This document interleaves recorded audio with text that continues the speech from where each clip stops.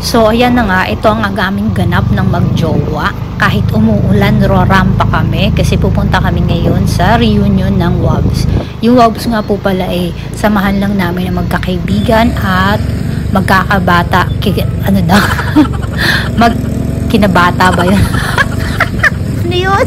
Magkababata. Basta yun na yun. So ayan, papunta na kami ng asawa ko. Around 9 o'clock na ata yan na ng gabi.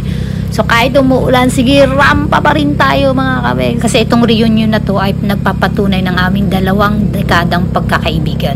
So ayan, nandito na ako sa reunion namin. Simple lang naman reunion namin ng aking kumare at childhood friend. Ito ang mga ano ko, ang aming mami. Ang maganda kong mami. O bakit sabihin tayo mga boys? Ayan na mga boys. Oh, picture daw muna, daddy. Ito, isa kong ano, kumari ko din to. Childhood friend ko din to. Oh, ayan na po ang aming ano, si-set up na nila. So, ayan. Nagkakaingay na sila. Sa itin naman ang wala. Ayan yung mga barkada ko. Mga kababata ko rin sila. Ay! Ay! Ayan, ano ko din to. Kababata ko din. Tignan mo yung ano dito. Alin? Sige lang. Ito masarap to pulutan. Ano yan eh? Tokot baboy na may mayonnaise. Pinagawa ko pang bulaklak yung puto ha. At ayan na nga, may simple din kaming mga pa-program tulad niyan yung pasasayawin namin yung mga anak namin. Kaso hindi ko pinasama yung mga anak ko kasi umuulan. So ayan, jamming lang ng konti. So kunyari matitino pa. Pero matino pa talaga kaming lahat. Ayun yung asawa ko. Kausap yung daddy-daddyhan namin. Pogi na mister ko na. At syempre nagpapakondisyon na kami kaya yan mga kumakanta na kahit yung boses ko dyan wala na. As in paubos na yung boses ko dyan. So ayan, sound trip lang kami, nagpapakondisyon. At ayan na nga nagsasayawan na yung mga anak ng mga kaibigan ko. Yung babae dyan ay anak ng kumare ko. At yung lalaki naman anak ng kuya niya.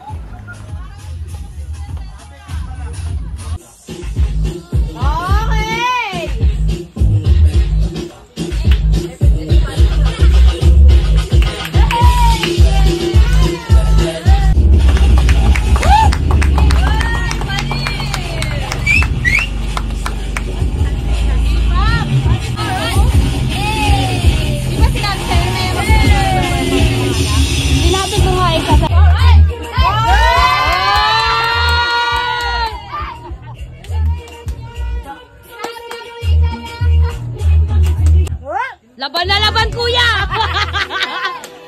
Ang mami, oh! Ang mami, oh!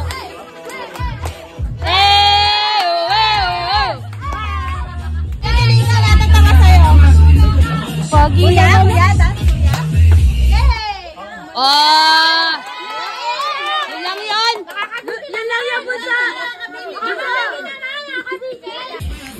At syempre pagkatapos ng eksena ng mga anak ng mga kaibigan ko, eksena rin kami. Dito na po nag-uumpisa yung mga nagsasayawan na kami kasi may mga tama na. Ayan. Ay, ano kaya yun?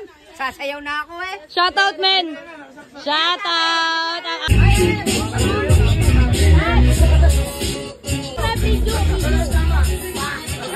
Video! Ay, saka na kayo mapigil tayo pang kalahatan. Gusto ko tutukan.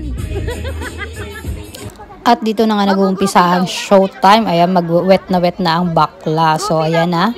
Nagbudot dance na ang mga person. Hihinaan ko nga pala yung sound effect kasi mamaya mag-copyright tayo. Ang unang pasasayawin nila dyan yung asawa ko. At ayan na, pasasayawin na nila yung asawa ko.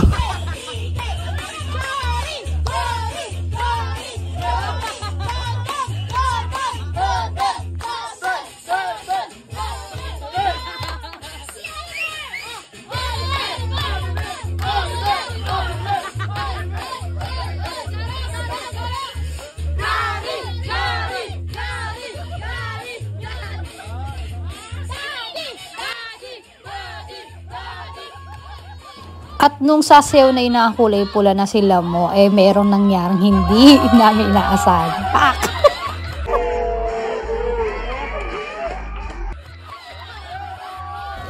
Bigla na lang siya nalaglag nung pababa na siya ng lamesa. Tawa lang kami ng tao magbabarkada. Ayan na pala si Kuya Anter na ang Kuya Anter!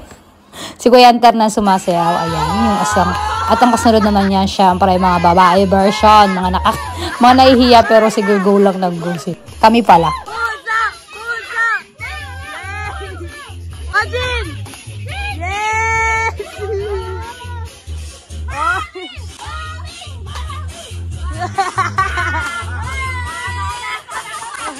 At syempre, papakabog ba tayo? Meron din tayo niyan. Kaso medyo napaupo ata ako dyan ng konti. Konti lang. Kinaya naman.